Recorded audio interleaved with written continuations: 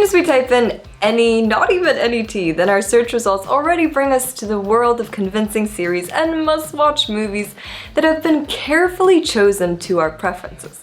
Netflix didn't start off as a streaming service where you could hunt down your latest dramas or thrillers. No, Netflix actually started out as a DVD mailing service founded in 1997 by Reed Hastings and Mark Randolph.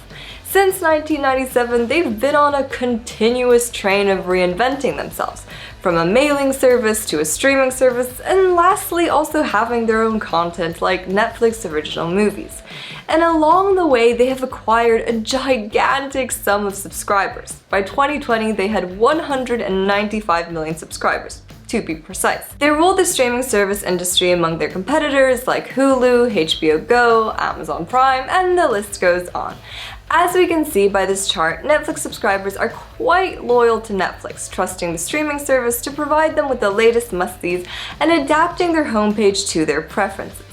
And yes, it's true that people underestimate the importance of movies. However, in times of a worldwide pandemic and lockdowns, Netflix can be thought of as a friend, entertainment, and this is a fundamental human need.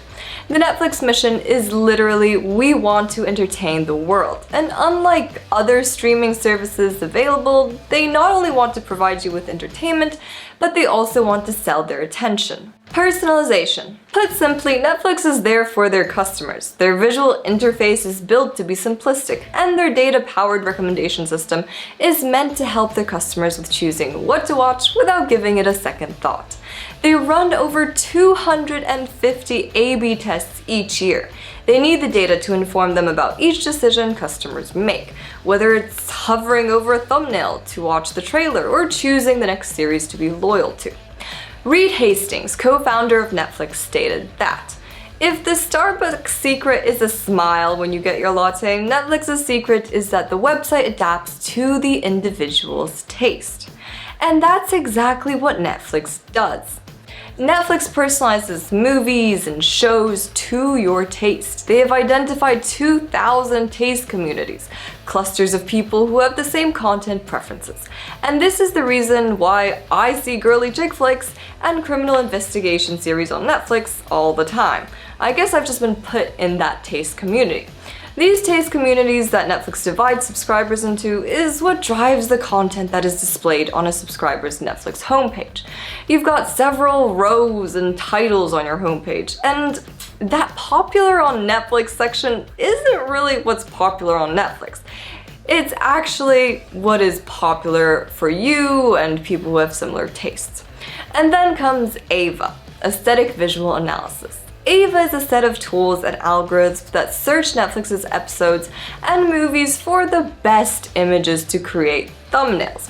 An episode can have tens of thousands of frames, and Aesthetic Visual Analysis will pick out the best frame for you. Netflix is very much committed to keep their customers engaged, satisfied, and coming back for more.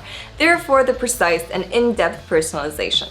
And content ranking really does the job of managing overabundance of choice by only displaying the content that Netflix knows will be of interest to the subscriber. This really cuts down the load and personalizes the experience. And in this digital age, personalization has been gifted on a silver platter with the possibility of massive data sets. Netflix's personalization begins with data collection, and Netflix makes sure to collect data points across all customer touchpoints and across the entire customer journey, such as customer feedback, complaints, support requests, and transactions. The average business has over 20 customer touchpoints. Afterwards, Netflix makes sure that customer data can be easily accessible internally. Netflix doesn't have their customer data stored in silos. These silos need to be broken down in order to prepare the company with the right tools to overcome problems.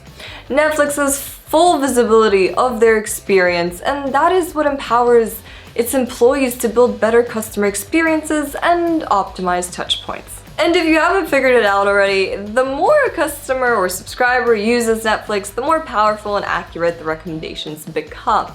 Netflix studies the customer, they study one's hovering, they study one's clicking, they study one's search results, and the list goes on. And because of this, they know what taste the customer or subscriber has, and they know which type of content to display on the customer's homepage to better engage them. Global presence. Global presence really matters. To be available simply everywhere is what helps many businesses rise. The customer never wants to be limited and not welcomed simply because they're outside of your region.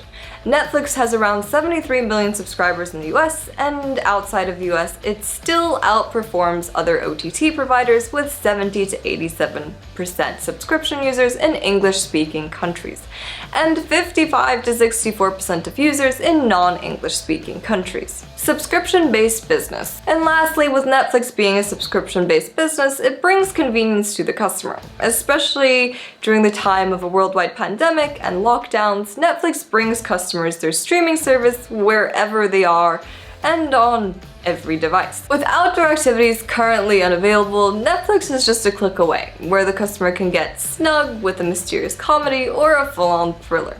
Netflix has even more than before become the streaming service that one simply can't get away from. Thank you for watching. If you enjoyed this episode, please go and give it a thumbs up. And of course, if you aren't subscribed to our channel yet, then go and click that subscribe button.